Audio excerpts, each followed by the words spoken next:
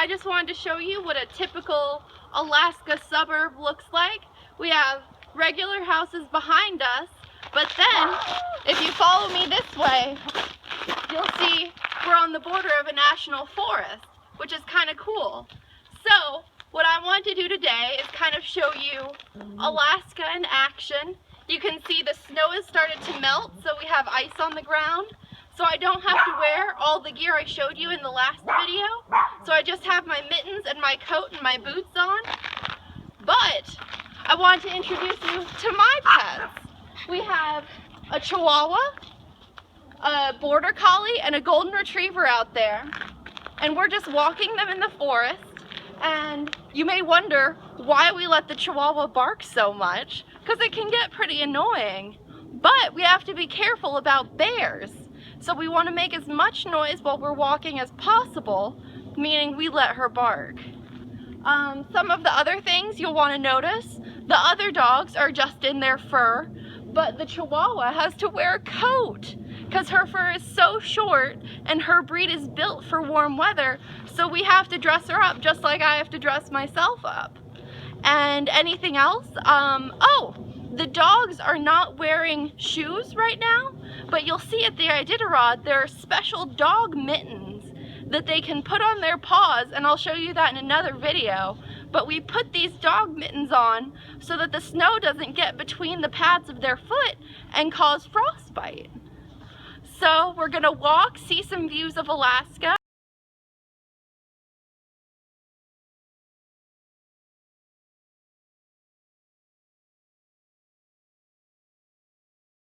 I'm here with my dogs walking behind our house in the Chugiak National Forest, and I wanted to show you guys a peek of the kind of rivers that the Iditerod will be run on. If you see all of that behind me, all of that snow is actually ice, a frozen river.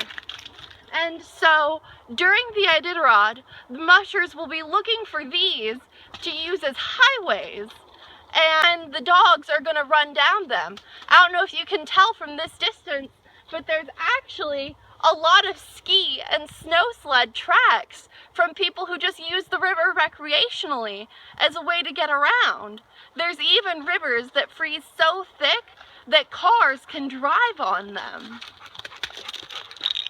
But we can't go down there today because it's been so warm that the ice isn't thick enough to walk on. So we're going to keep going through the forest.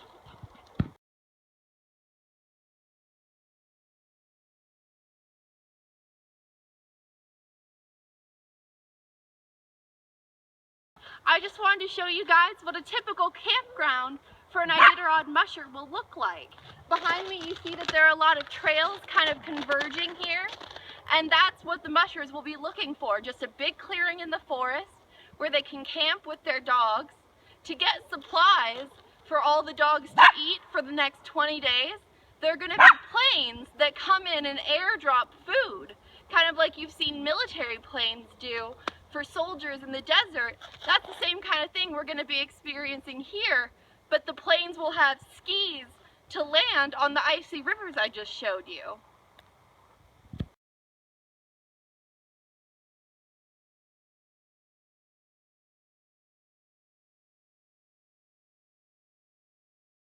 This is the last leg of our walk, but one really important thing I haven't mentioned yet is daylight.